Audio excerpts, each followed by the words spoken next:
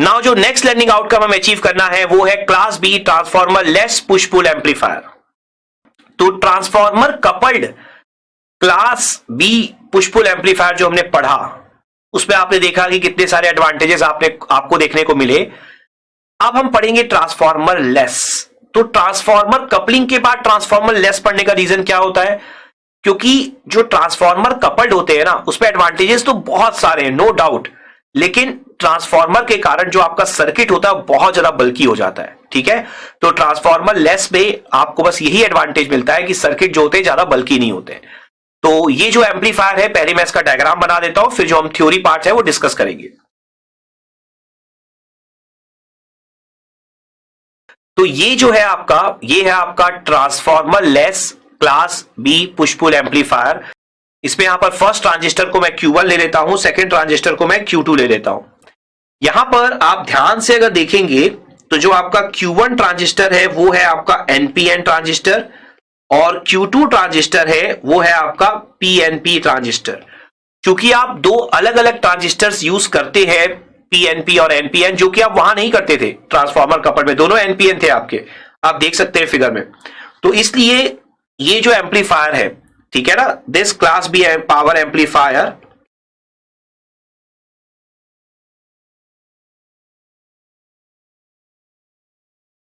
is also called push-pull complementary symmetry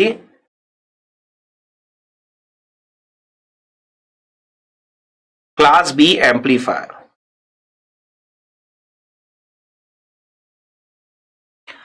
तो ये point आपको ध्यान रखना है कि इसे, बाकी सब तो सेम है लेकिन कॉम्प्लीमेंट्री सिमेट्री बोलते हैं। कॉम्प्लीमेंट्री इसलिए बोलते हैं क्योंकि एक एनपीएन और एक पीएनपी है।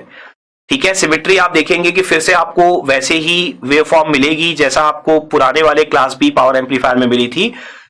तो यहां पर एक एडवांटेज जो मैंने आपको बताया था कि एडवांटेज क्या है इसका, कि ये ट्रांसफॉर्मर लेस है, मतलब सर्किट इज लेस बल्कि। ये इसका बहुत बड़ा एडवांटेज है। आप चाहे क्लास ए से कंपेयर करें, चाहे आप क्लास बी के ट्रांसफॉर्मर कपल वाले सर्किट से कंपेयर करें। लेकिन दूसरा इसका जो डिसएडवांटेज है वो भी मेजर है। इसका डिसएडवांटेज इसका ये है कि 2 पावर सप्लाईज आर नीडेड। आप देख सकते हैं 2 पावर सप्लाई, आप चाहे तो ब्रैकेट में मेंशन कर दीजिए VCC और -VEE, 2 पावर सप्लाई आप ले रहे हैं। देखिए हमेशा इस बात को ध्यान रखिए, फिगर में जस्ट आप एक बना देते हैं, लेकिन इन रियलिटी पावर सप्लाई जब आप लेते हैं तो फिर उतना ज्यादा आपका जो सर्किट है वो कॉस्टली या कॉम्प्लेक्स होता चला जाता है।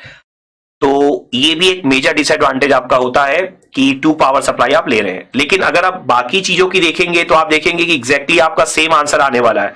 तो यहां पर फिर से मैं 2 केसेस कंसीडर करूंगा। केस 1 जो है वो आपका होता है, केस 1 में positive half cycle of input.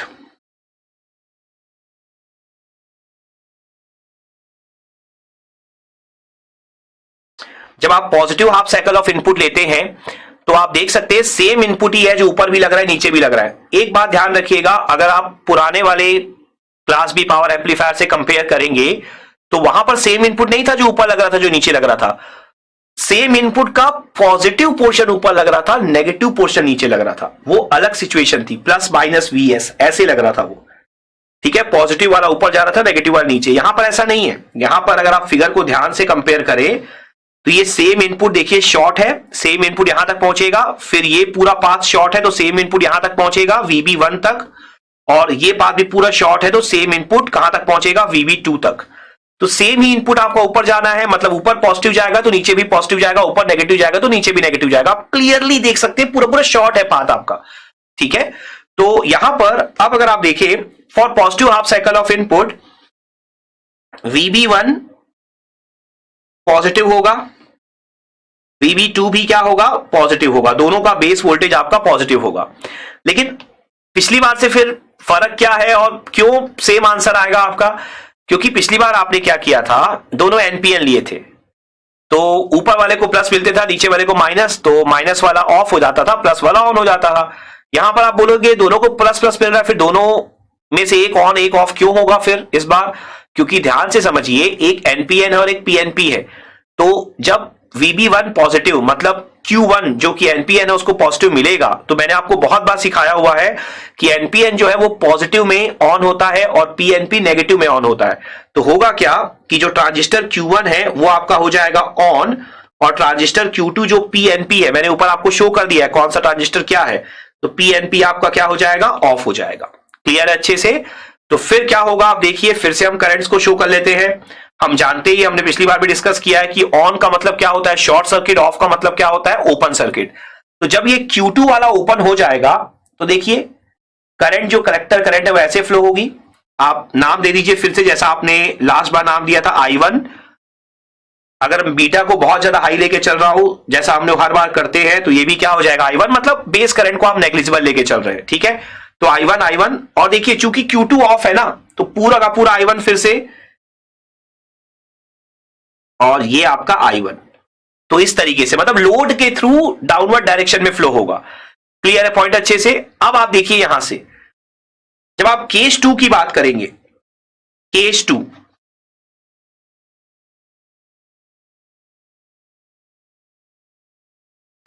Negative half cycle of input, तो VB1 कितना हो जाएगा आपका? नेगेटिव। VB2 भी कितना हो जाएगा? नेगेटिव। लेकिन अगेन आपको पता है कि Q1 जो है वो एनपीएन है तो वो ऑफ हो जाएगा नेगेटिव पर, लेकिन जो आपका Q2 है वो पीएनपी है तो वो नेगेटिव पर क्या हो जाएगा आपका? ऑन हो जाएगा। क्लियर अच्छे से? तो इसको देखिए फिर आप, जब Q2 ऑन होगा तो Q2 के कारण जो करंट है उसको आप I2 मान लीजिए। तो देखिए पीएनपी है ना, तो करंट ऐसे फ्लो होगा, तो मतलब ये वाला होगा I2, ये वाला भी क्या होगा? I2। तो जब ये I2 है, Q1 तो ऑफ है, तो Q1 से तो करंट जा रही नहीं है, मतलब करंट कहां से आ रही होगी? लोड से आ रही होगी, तभी तो ऐसे जा रही होगी। दिख रहा है अच्छे से? तो I2 करंट जो है वो ऐसे फ्लो हो रही होगी, फिर तभी तो वो ऐसे जाके ऐसे जा रही होगी। मैंने आपको लास्ट टाइम भी बोला था कि दोनों करंट एक साथ फ्लो नहीं होती है, एक हाफ साइकिल के लिए, पॉजिटिव हाफ साइकिल के लिए, और एक नेगेटिव हाफ साइकिल के लिए। तो आप केयरफुल रहते हुए एक काम और भी कर सकते हैं, बुक अगर आप एग्जाम में एक साथ शो करेंगे तो बहुत फायदा मिलेगा, जिससे आप पुश पुल को शो कर पाएंगे। जैसे मैंने बोला, एक करंट डाउनवर्ड डायरेक्शन में जाती है, एक करंट अपवर्ड डायरेक्शन में जाती है, तो वो पुश पुल को शो करता है, तो नाम यहां से जस्टिफाई हो जाता है, जो मैं आपको ऑलरेडी सिखा चुका हूं। तो बिल्कुल सेम आंसर आया है, देख लीजिए आंसर में 1% का भी चेंज नहीं है। तो एक काम आप क्या कर सकते हैं, जैसे I1 का डायरेक्शन को आप डिफरेंट कलर की पेन से शो कर दीजिए, तो I1 जो है वो इस तरीके से फ्लो हो रही है आपकी, और I2 के डायरेक्शन को आप एग्जाम में डिफरेंट कलर की पेन से यहां पर शो कर सकते हैं। तो अगर आप I2 के डायरेक्शन को यहां पर शो कर दें, तो I2 का डायरेक्शन देखिए आपकी कुछ इस तरीके से फ्लो हो रही है। ठीक है, लोड से ऐसे जाते हुए इस तरीके से आपकी क्या फ्लो हो रही है? I2 फ्लो हो रही है। तो लोड से डाउनवर्ड, लोड से अपवर्ड, इस तरीके से आप कट स्टार्ट, तो लोड से डाउनवर्ड और लोड से अपवर्ड, इस तरीके से आपकी I1 और I2 यहां पर फ्लो हो रही है। क्लियर है पॉइंट? और सेम अगर आप डायग्राम ओपन करके देखें तो सेम आंसर है आपका, एक भी चेंजेस आपको देखने को नहीं मिलेंगे। तो यहां पर जब आपका आंसर सेम है, पूरा एनालिसिस सेम है, तो बस हमें अब डायग्राम्स यहां पर बना लेने वापस से, जो सेम डायग्राम है उसमें भी कोई चेंजेस नहीं होंगे आपके लिए। तो डायग्राम्स जो होंगे आपके, जब आप इनपुट के लिए डायग्राम बनाएंगे, तो जब आप इनपुट के लिए डायग्राम बनाएंगे तो आप एक साइनोसॉइडल सिग्नल ले लेंगे, आप सिर्फ एक साइकिल कंसीडर कर लीजिए, और उसके बाद आपको पता है कि VB1 और VB2 दोनों के डायग्राम आपके एग्जैक्टली सेम बनने वाले हैं, तो आपको अलग अलग बनाने की जरूरत नहीं है। लास्ट टाइम आपके VB1 VB2 दोनों के डायग्राम अलग अलग बने थे, इस बार आप VB1 इक्वल टू VB2 लिख दीजिए, और दोनों डायग्राम आपके सेम होंगे, और वो डायग्राम इनपुट जैसे ही होंगे आपके। ठीक है, कुछ एम्प्लीफिकेशन कुछ अटेन्युएशन हो सकता है, लेकिन डायग्राम आपके इनपुट जैसे ही होंगे, सेम साइकिल होगी आपकी। इसके बाद आपको पता है कि जब VB1 पॉजिटिव होता है, मतलब positive half cycle of input VB1 VB2 की, तो उस समय पे आपका करंट कौन सा फ्लो होता है? I1। ठीक है, और जब negative half cycle of input होती है तो करंट कौन सी फ्लो होती है आपकी? I2। तो यहां पर अगर आप I1 और I2 के लिए भी शो कर दें, तो अगर आप यहां पर अब I2 शो करेंगे तो I2 कब फ्लो होगी आपकी? जब negative half cycle of input होगी। तो इस तरीके से आप यहां पर शो कर सकते हैं, और जैसा हमने देखा ही हुआ है फिगर में कि जो आपकी I1 है, I1 आपकी किस तरीके से फ्लो होती है, I1 आपकी फ्लो होती है डाउनवर्ड डायरेक्शन में, और I2 आपकी कैसे फ्लो होती है, I2 आपकी फ्लो होती है अपवर्ड डायरेक्शन में। आप फिगर में फिर से देख सकते हैं चाहे तो अच्छे से, इसको आप देख लीजिए, I1 डाउनवर्ड डायरेक्शन में और I2 आपकी अपवर्ड डायरेक्शन में है। तो current I1 in upward direction and I2 flows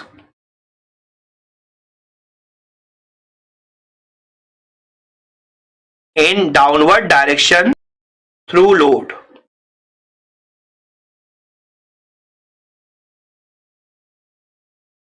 सो जो आपका ओवरऑल आई आता है, चूंकि दोनों का डायरेक्शन अपोजिट है, तो ओवरऑल आई हमारा कितना आता है, I1 माइनस I2। और मैं आपको ये रीजन पहले भी दे चुका हूं, किसी कारण इसे हम क्या कहते हैं, पुश पुल। ये मैंने आपको लास्ट टाइम भी लिखा दिया अच्छे से, तो इस पॉइंट को हमेशा ध्यान रखिएगा, एक अपवर्ड एक डाउनवर्ड।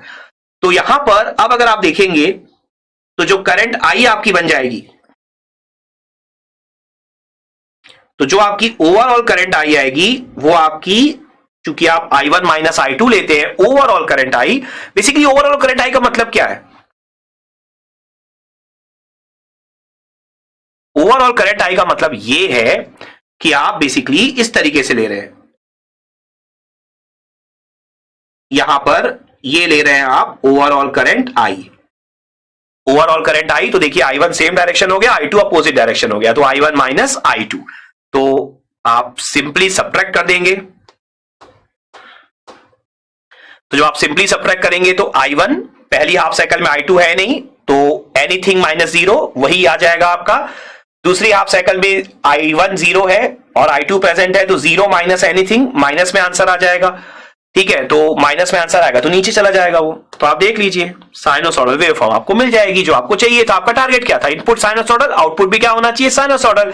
जब लोड करंट साइनोसॉइडल होगी तो वी आउट भी क्या होगा, साइनोसॉइडल ही होगा। आई बेसिकली क्या है, आपकी लोड करंट है। क्लियर है पॉइंट अच्छे से। तो यही आंसर आपको लास्ट टाइम भी मिला था और यही आंसर आपको अभी भी मिल गया है। तो इस आंसर में कोई चेंज नहीं है और बाकी सारे कंसेप्ट बिल्कुल सेम है। चेंजेस जो है, ट्रांसफार्मर यूज नहीं कर रहे, और दूसरा चेंज क्या है कि दो सप्लाई यूज कर रहे हैं, और एनपीएन पीएनपी दो, और दूसरा चेंज क्या है कि आप दो सप्लाई यूज कर रहे हैं और एनपीएन पीएनपी आप दो ट्रांजिस्टर अलग अलग यूज कर रहे हैं। लास्ट टाइम आप दोनों सेम ट्रांजिस्टर यूज कर रहे थे। क्लियर। सो ये जो हमारी थ्योरी है यहां पर ये कंप्लीट होती है। अब हमें यहां पर दो कैलकुलेशन देखने हैं, तो आई होप ये जो थ्योरी है आपको यहां पर बहुत अच्छे से क्लियर हो गई होगी। अब मैं अगर आपसे यहां पर एक क्वेश्चन पूछूं तो आई होप आपने इस क्वेश्चन का सही आंसर दे दिया होगा। अब हम यहां पर फिगर ऑफ मेरिट और कन्वर्जन एफिशिएंसी का एनालिसिस करेंगे। तो अब अगर आप देखेंगे तो कन्वर्जन एफिशिएंसी जो है आपकी, वो जो आपने previous class B power amplifier में कैलकुलेट की है एग्जैक्टली वही है। उसका रीजन क्या है, अगर आप अपने नोट्स ओपन कर ले तो आप देखेंगे कि जो ओरिजिनल सर्किट था उससे तो हमने कन्वर्जन एफिशिएंसी निकाली ही नहीं थी। हमने कन्वर्जन एफिशिएंसी के लिए क्लास बी पावर एम्पलीफायर के लिए लोड लाइन वाला फिगर ड्रॉ किया था और उससे हमने निकाली थी। तो क्लास बी पावर एम्पलीफायर के लिए लोड लाइन वाला फिगर यहां भी बिल्कुल सेम ही है। तो कन्वर्जन एफिशिएंसी में 1% का भी कोई चेंज नहीं होगा। तो कन्वर्जन एफिशिएंसी का फॉर्मूला एग्जैक्टली सेम होगा, पूरा डेरिवेशन एग्जैक्टली सेम होगा, क्योंकि डीसी लोड लाइन का फिगर यहां भी एग्जैक्टली सेम ही है। तो जैसा मैंने आपको पहले भी बोला था, इसमें आपको कुछ भी एक्स्ट्रा नहीं देखना है। सेकेंड, अगर मैं डिस्कस करूं फिगर ऑफ मेरिट की, तो फिगर ऑफ मेरिट का जो वैल्यू हम लोगों ने निकाली थी FOM इज इक्वल टू 0.4, वो भी एग्जैक्टली सेम होगी, पूरा डेरिवेशन एग्जैक्टली सेम होगा। जो आपने VM की कंडीशंस निकाली थी वो भी एग्जैक्टली सेम होगी, कुछ भी आपका चेंज नहीं होगा। तो फिर चेंज क्या होगा, क्या कुछ चेंज होगा दोनों में, क्या कुछ कैलकुलेशन में कोई चेंज होगा? ये दोनों के आंसर में तो कोई चेंज नहीं है, सब कुछ सेम है। तो क्या कैलकुलेशन में कोई चेंज होने वाला है या किसी भी सिचुएशन में कोई चेंज होने वाला है? तो यस, एक सिचुएशन है जो चेंज होगी।